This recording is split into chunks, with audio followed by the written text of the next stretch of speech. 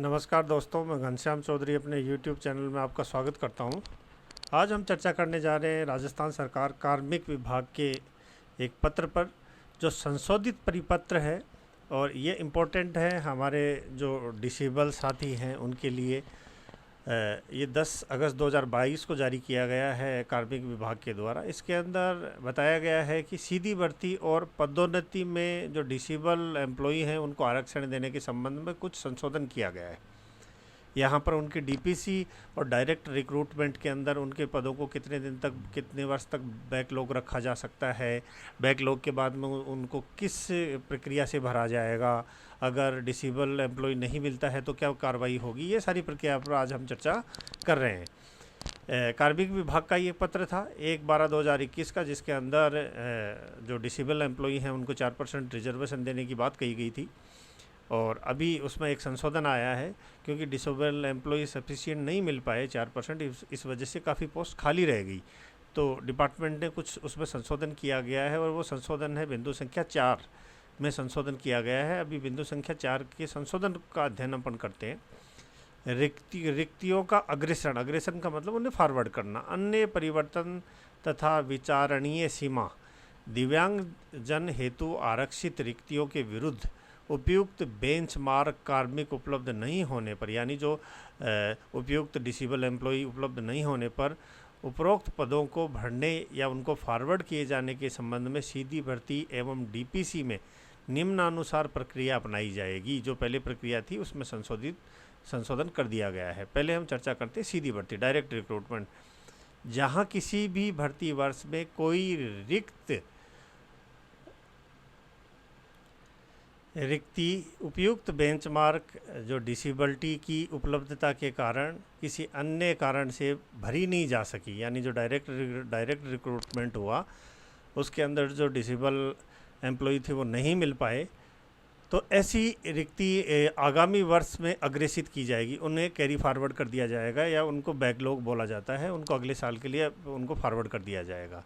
यदि आगामी भर्ती वर्ष में भी उपयुक्त बेंचमार्क डिसेबिलिटी एम्प्लॉय उपलब्ध नहीं होता है, तो उसे प्रथमतः डिसेबिलिटी एम्प्लॉय की निर्धारित विभिन्न श्रेणियां जो डिसेबिलिटी की अन्य कैटेगरी हैं उनसे भरने की कोशिश की जाएगी।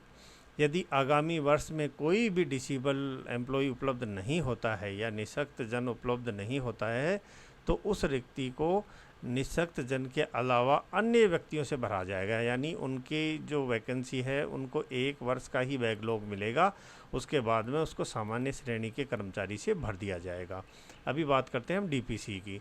पदोन्नति द्वारा चयन पर विचार किए जाने पर दिव्यांगजन आरक्षण हेतु आरक्षित रिक्तियों को सामान्य विचारण सीमा द्वारा भरा जाएगा। अगर डिसेबल एम्प्लॉय हैं और डिसेबल एम्प्लॉय के लिए जितनी रिक्तियां हैं अगर वो मिल जाती हैं तो सबसे पहले उन्हीं से भरा जाएगा। सामान्य विचारण सीमा में पर्याप्त संख्या में उपलब्ध बेंचमार्क डिसेबल कार्मिक उपलब्ध नहीं होने पर विचारणीय सीमा के कुल रिक्तियों के 7 गुना तक बढ़ाए जा सकते हैं। यानी जो डिसेबिलिटी की कैटेगरी है या डिसेबिलिटी की जो सीमा है उनको 7 गुना तक बढ़ाया जा सकता है। 7 गुना तक बढ़ाए जाने का तात्पर्य है कि जो डिसेबल एम्प्लॉय है उनको छूट दी जाएगी एक्सपीरियंस में और सारे क्षेत्रों में, जिससे कि वो इस कैटेगरी में आ जाए। 7 गुना विचारण सीमा में भी अगर दिव्यांगजन हेतु आरक्षित रोस्टर बिंदु पर विशिष्ट बेंचमार्क दिव्यांगजन का अभ्यर्थी उपलब्ध नहीं होता है, तो प्रथमतः दिव्यांगजन की निर्धारित विभिन्न श्रेणियों से उसको भरा जाएगा, और अगर उस श्रेणी में और आदमी नहीं मिलते हैं तो अंततः परिवर्तन के पश्चात भी कोई दिव्यांगजन अभ्यर्थी उपलब्ध नहीं होता है, तो उस रिक्ति को सामान्य प्रक्रिया से भरते हुए दिव्यांगजन हेतु निर्धारित बेंचमार्क के आरक्षण को अग्रेषित किया जाएगा। यहाँ पर ये महत्वपूर्ण बात है दोस्तों कि अगर कोई डिसेबल एम्प्लॉय नहीं मिलता है तो उसको साधारण अभ्यर्थी से भर दिया जाएगा। डीपीसी के अंदर 1 वर्ष के लिए भी आपकी पोस्ट कैरी फॉरवर्ड नहीं होगी, बैकलॉग नहीं रखा जाएगा। हाँ, अगर अगले वर्ष जब नेक्स्ट डीपीसी होगी, आगामी वर्ष, उस वर्ष में दिव्यांगजन अभ्यर्थी उपलब्ध होने वाली रिक्तियों में उनकी पदोन्नति कर दी जाएगी। ये विशेष बात है।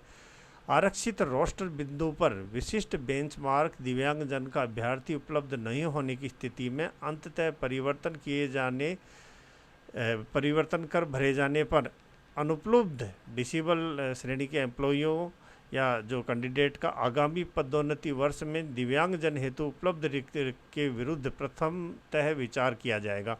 यानी अगले साल वो डिसेबल एम्प्लॉई उस डीपीसी में टॉप पर आ जाएगा। ये काफ़ी अच्छा परिवर्तन है, इससे सीटें खाली भी नहीं रहेंगी और अगर डिसेबल साथी उपलब्ध नहीं हो पाते हैं तो उनको जो आम या सामान्य कैंडिडेट है उनसे भर दिया जाएगा।